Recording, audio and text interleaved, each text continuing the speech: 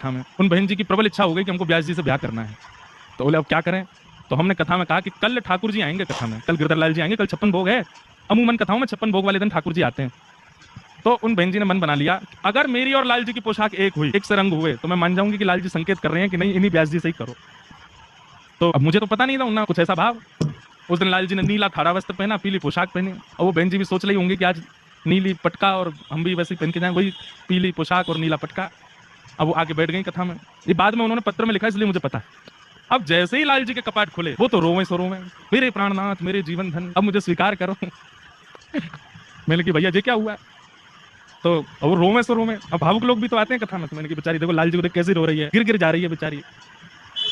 फिर उन्होंने एक पत्र भिजवाया, तो पढ़ लेता हूँ मैं कभी कभी, जो लोगों की जिज्ञासा आती है, कईयों के भाव आते हैं सब।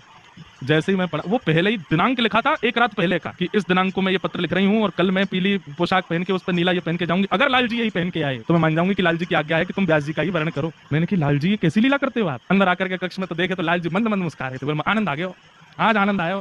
तो ऐसे हमारे लाल जी बहुत उधम करते हैं, खूब आनंद करवा दें, जन कौन कौन के हृदय में कैसी कैसी भावना प्रकट करवा दें।